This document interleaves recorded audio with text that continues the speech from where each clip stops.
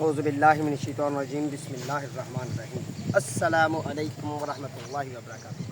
लो भी सजनों बेले दोस्तों अज तुहाडे नाल गुफ्तगू करनी है तो गलबात करनी है असी सवांजने के पौधे की।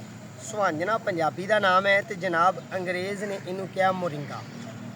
इस पौधे नू असी पिछले साल इहदा बीज लाया सी ते ये माशाअल्लाह साडे एडे एडे हो गए पौधे ते जनाब इन्हां दे उत्ते पई ठंड जनवरी फरवरी की ठंड पई, ठीक है। उत्तों गए मर तो असा इन्हां दीयां जड़ां नूं छेड़िया नहीं सी। दोबारा फिर ये नवीं कौंपलां कढ के ते साडे आ पौधे तैयार हो गए ने माशाअल्लाह, ठीक है जी। तो तुसीं आ देख रहे हो जिस तरह थोड़ा जिहा ए विखाओ जी ए गंढा इहदा, ठीक है ना। यानी कि ऊपर तो जल गया सी सर्दी की वजह नाल, कमज़ोर पौधा होए मोरिंगा का तो जे जल जाए तो तुसीं उहनूं पुट्टना नहीं। पहली गल तो यह है उन्होंने पुट्टना नहीं, उन्होंने ज़ाया नहीं करना, वो गंढी नूं ज़ाया नहीं करना। जे तुसीं पौधा बनाना चाहते हो तो जे तुसीं वो गंढी को कोई फ़ायदा लेना चाहते हो तो वो तुहाडी मर्ज़ी, ठीक है जी। तो अज असीं इहदी शिफ्टिंग करन डए हां ते इह तुहानूं देण डए हां असीं मई महीने की वीडियो। ये असीं जनाब मई तो पहला की हुंदा जी मार्च अप्रैल के दिनों की जे असीं वीडियो दईए ना तो जनाब अप्रैल के दिनों के भी ये बड़ा बेहतरीन तो बड़ा अच्छा तो बड़ा ही खूबसूरत तो कंफर्टेबल प्लांट होंदा है।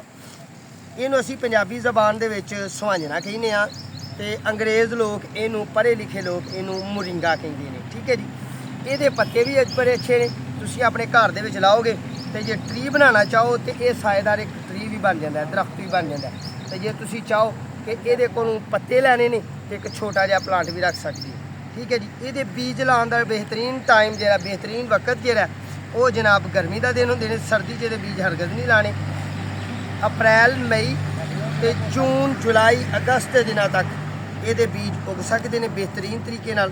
जे मेरी गल चंगी लगे तो अपने सजना साथियों दोस्तों नाल शेयर जरूर करना है, दुआवां च याद रखना है, अपना तो अपने प्यारों का ख्याल रखना है। साढ़े हक अंदर दुआ करनी है, अगली वीडियो का इंतजार करना है। मेरे अल्लाह ने चाहा तो दोबारा इंशाल्लाह फिर किसी न किसी प्लांट तो तुहानूं मुतारफ कराने नज़र आवांगे।